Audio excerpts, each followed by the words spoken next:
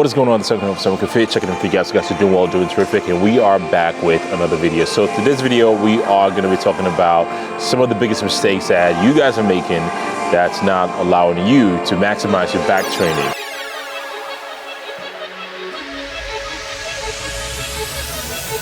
There's a lot of myths out there, but I'll try to condense as effective as possible and keep it to a minimum. And of course, we are sipping on that pre. But before you go forward though, please give this video a thumbs up, like the video.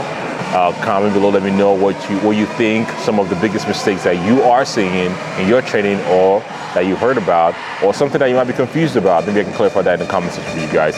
Without further ado, take it to the dome, and we're gonna be jumping straight in with a diagonal pull down. Pro tip, D-rings are great for back training, and the reason why they're great, especially with machines like this, they typically fix the motion. You can't really manipulate the handle. So having a D-ring, looping it around, kind of gives you, more variation or more ways you can, pull in the angle. You want to come in this way, you want to roll this way, we keep it more neutral.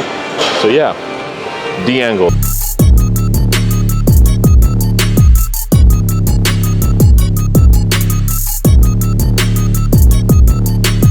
Out the internet, and I looked for a lot of the back myths that a lot of people typically talk about, and some of the forums too.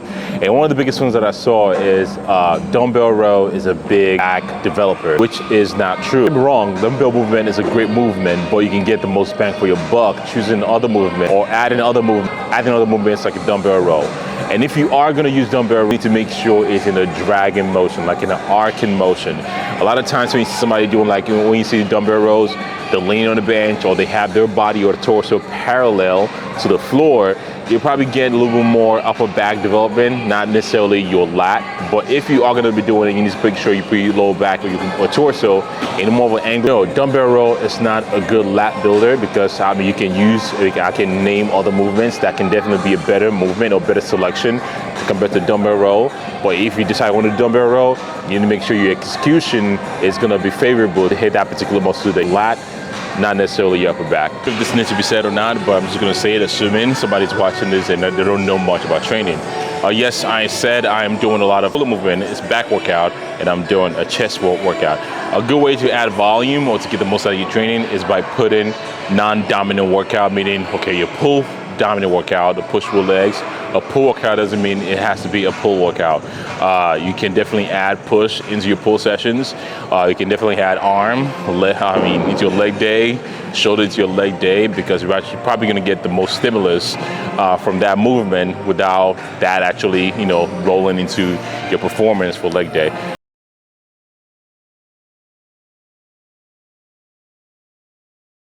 Mistake is going to be the movement that we're about to do right now, and that movement is lat pull down. So as of late, maybe like in the last year or so, I've seen a lot of videos being made. I think I'll call it the TikTok effect, meaning you can just dog a specific movement without any sort of justification. Not just any justification, but the rationale behind it is not true. That lat pull down is not a great back developer. Right, since when is a vertical movement not a great movement for back development? You should do single arm instead. You should do, at the end of the day, of course, if you want to isolate different parts of your back, you might need to do some finessing or some specificity type training. You might need to do that. But to say lat pull down is not a great back movement is simply just not true. So if you want to program lat pull down because it's one of the best movements that you can definitely use to train your back.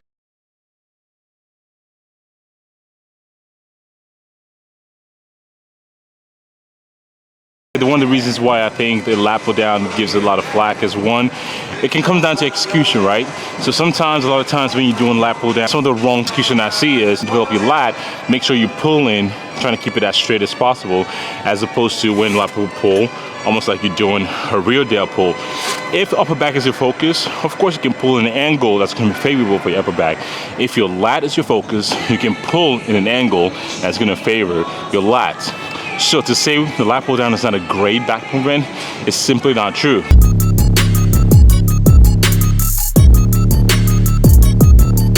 So I'm saving the biggest for the last. The biggest one is you need to row or bend over row, barbell row to get a bigger back. I'm not sure what started this myth. Actually, I do know. Good bodybuilding, bro, you gotta row. The gym bros, the roided out, jacked up gym bros telling you need to row to grow your back. Take my word for it. I'm gonna have my guy tell you the reason why barbell row might just not be the most efficient movement to grow your back. Of this versus what? Like a traditional barbell? Oh, traditional barbell row. You know, it's funny, like we were just talking. Like your gains? I was like, I program regular barbell rows when I want to lose muscle. Or like, that's a joke, but like when I want to resensitize, when I want to literally take it easy, is when I program something like a regular barbell row. You gotta row to get big back. Yeah. Because your gym bro told you that's what you gotta do. Like a bad lift inherently, but when you're like this man who lifts weights, runs, and has 2 kids, he doesn't have a lot of fatigue room. So he has to choose exercises that won't wreck his shit. The logic here is stimulus to fatigue ratio. How many times have you done barbell row movement and you're like, okay, I have 12 repetitions, and you don't get to like 9 and just feel like your lower back is just giving out?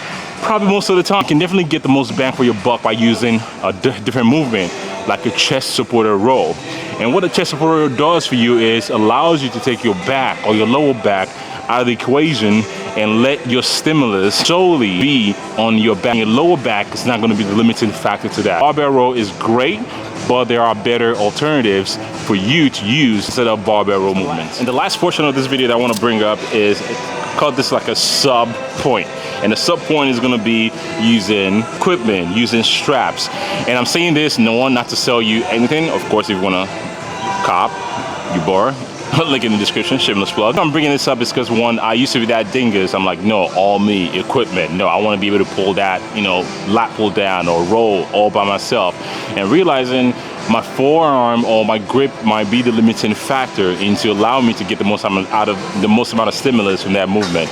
So invest in lifting straps and use it when you think it's ideal. Now, I'm not saying you should have like your first set or the first set of your day 1 of your program when you are using lighter load and all of a sudden you use straps. But if you get to the later set or later movement or later week of your training and you feel like, okay, maybe your grip is a limiting factor, straps, equipment, that is what they are meant for. So that's the video for you guys today, and hopefully you enjoyed the video. If you have, give this video a thumbs up, share with your friends. We all can use big backs, right, and big muscle groups. And if you like this video and if there's any other body parts that you want me to touch upon, comment below, let me know. SAMOKFIT, and I'll see you guys on the next one.